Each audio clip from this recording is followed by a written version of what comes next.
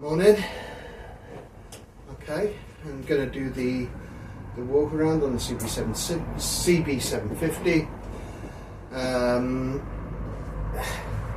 It's the first real chance I've had to look at being in work all week, so it's Saturday.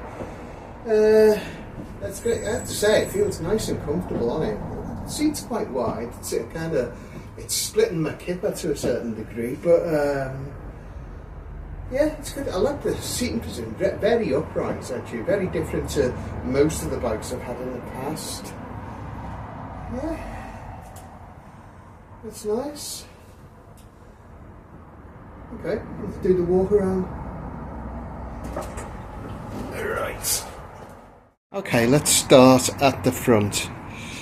So, cosmetically, kind of the headlight, indicators, instruments are all good. As I say, it's got this, the ignition's been moved up onto the yoke with a bracket, which I have to say isn't bad, really. I was going to say I'll move it, but it's actually quite a practical kind of change. Actually, you've got this kind of cover on the thing, which is kind of quite nice. Up into the switchgear, there's some problems here.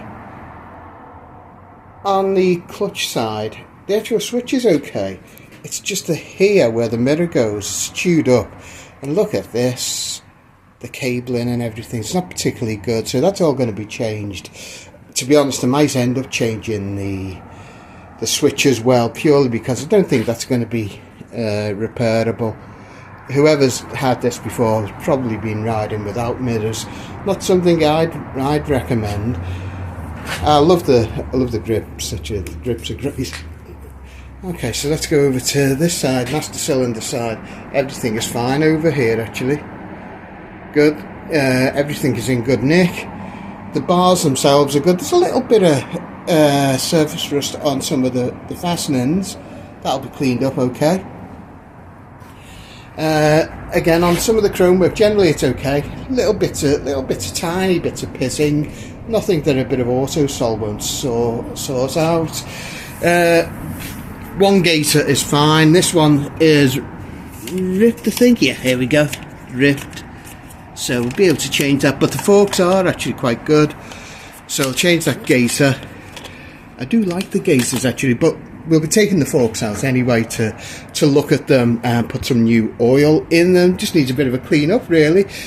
First problem is the brakes are binding, which I guess it's been standing for a while, so that's only to be expected. So they're going to be taken out, changed, probably change the lines, new fluid, and hopefully that'll sort it out. The only reason though it's binding is because it is quite difficult to push. I know it's a heavy bike, but I can feel the front brake binding. But generally speaking, it's okay. And the wheels are in good nick. The wheels are in really good nick. The rims. Onto the tank. Yeah, let's have a look under there. Oh, that's nice actually. I like that cover on the horn. Yeah, the filler cap is fine. As I say, it's got this paint job, which is from a band called what are they called? Are they called Mountain? I think they're called Mountain. Kind of late 60s band from New York State. And this is their logo. It's actually a person. Their eyes, there's their nose. So it's like some sort of crazy hippie. So obviously, I'm going to be changing it. But it's been a good job. And you know what? I'm not particularly worried about it at the minute. I think I'm going to be getting this running and right here. I've had a little bit of weeping, you can see here. But I don't know if it's weeping. I've been spraying some kind of penetrating oil on things ready. But yeah, but it's that oil on there. That's what I've sprayed on it. But the oil looks dry, so it might just need a gasket. I don't know. Okay, side panels. Structurally, they're all okay. The badges need a little bit of work, but they're all fine. They'll be getting painted. The shocks are okay. They feel okay as well, actually, in a good nick. chain guard, the chrome is excellent on it. It's fab. Let's see. I don't know. Difficult to say with the chain, isn't it? Once I look at it properly, I'll see chain and sprockets. It's generally a good idea to change them, I guess, really. It is missing a grab rail. So I've managed to find an OEM part, which hopefully will come early next week, and that should be fairly straightforward to fit. Brand new seat, it's aftermarket, but it's nice. It's nice, it's comfortable, it's big, it's wide. It is wide, as I say. Sitting on it, bloody hell, I was splitting my kipper on there. Yeah, the chrome work is great. Little tiny bits, but nothing AutoSol wouldn't sort out. I'm going to get the black. Once my number comes through, I'm going to get the black alloy number plate.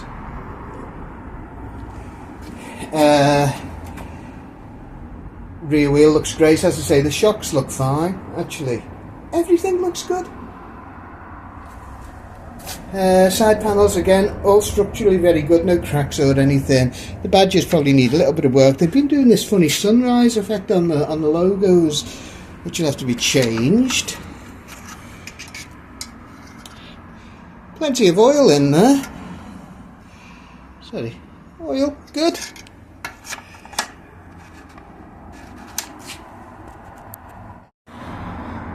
Carburetor looks clean, obviously it looks clean, you can't see what it's like, but I'll be cleaning that anyway. It's the petcock. Right, okay, that's fine.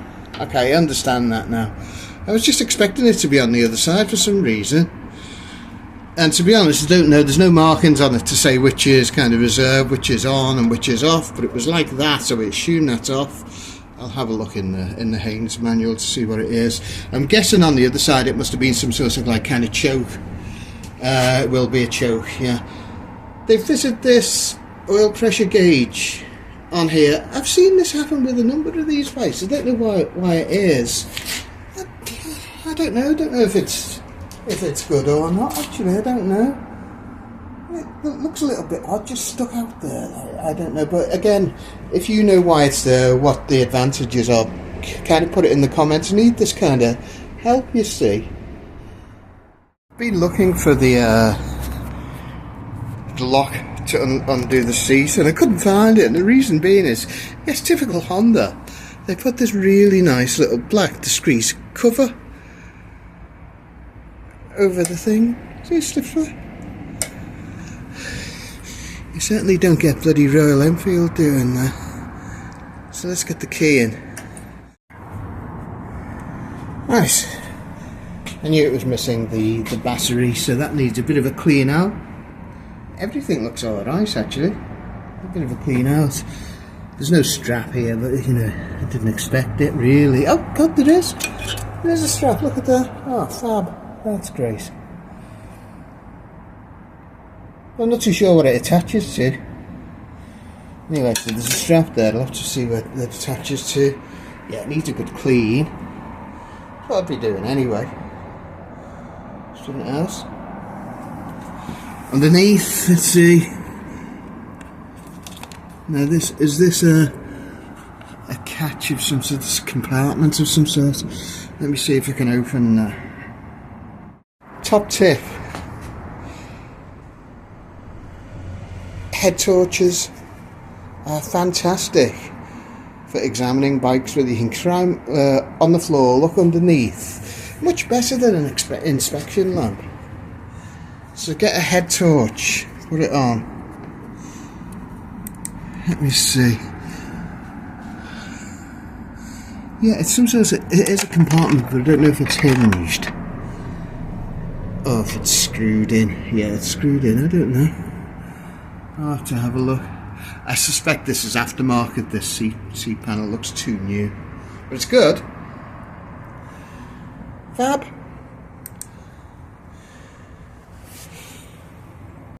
So I assume this is a choke or an advance. I kind of expected the petcock to be on that side. In most of the bikes that I've had, it's generally been on the clutch side, but on the Honda, it's on the other side. Everything looks really good on it. Okay, so I'm going to put a battery in it, get some fuel. I need to go and get some E5 fuel from Esso. So those of you that know, Esso's probably the best place to get your E5 fuel, because as you know, it's up to 5% ethanol. And reading between the lines, I think Esso put as little ethanol in as possible, really, so which is great for older bikes. So, what are my priorities this weekend? Okay, well, I'm going to be going on eBay, I think, to look for some parts. I've already ordered the grab rail and the battery because I knew I'd be needing that. Gator, I don't know if I need to. I don't know, I presume they sell them in pairs anyway. I don't know what I'm going to do with this. I think obviously the cables need to go, but I think this is going to have to go as well. It's a shame because the switches are actually really nice, and it'd be a shame to lose the original switch. If anyone's got any idea what I can do with this, because I do, you know, I want to ride with mirrors, I don't want to neglect them. Get some oil, if I remember rightly, it's 10W50, I think, mineral oil. Filter, air filter, oil filter, crush washer, and just start dismantling stuff so I can look at. I think the first thing I'm going to do, obviously I'm going to get it to run. I'm going to get the battery in it, get some fuel in it. I know there's plenty of oil in there, and the oil looks okay actually, it didn't look gunky or anything. Get the engine running, that'll be, I know it has been running, so I know that anyway, but it's just nice to do it myself. And then dismantle this brake so that I can move the bloody thing around much more easily, because there's not much room in this, in my shed, and when I've got the two bikes in here I can't move. To have a look around properly on this, I had to take the Enfield out. As you can see, the Enfield sitting out there looking beautiful. So yeah, my biggest disappointment at the minute is more with myself than anything else, because I can't still get it onto its centre stand. It's just too heavy, and I think without the grab rail there's nothing easy to grab onto to ease it up onto that stand. What I'm hoping is that once the front brake has been dismantled and cleaned and reassembled and everything, and it's not binding, I think that'll make life a lot easier. Well, I'm hoping anyway, because you know, if you've got the bike with a centre stand, you need to take advantage of it, because it's a rarity. In terms of the exhaust, as I say, it's, you know, it's functional. It's a 4x2 system. You know, they're not of my preference. Certainly practical. It'll be nice when I get it running to see what it sounds like. Not something I'm going to change immediately. You know, if I get the bike running to a nice, you know, thing, and I enjoy riding it, then I may consider making the investment in a 1x1 system, or 4x4. That's it, isn't it? 4x4. But yeah, good. The only thing is, it's heavy. I knew it was going to be heavy, but it's nice. It's nice and it feels comfy on. It'll be good. I think it's going to be a good touring bike, this, actually. I don't think it's going to be the kind of bike you might take out every day. For me, anyway, just the way that I'm situated and the way it's a struggle for me to get it out onto the road anyway. So I'll need to be able to ride it onto the road on and off. But it's good. I'm happy with it, actually.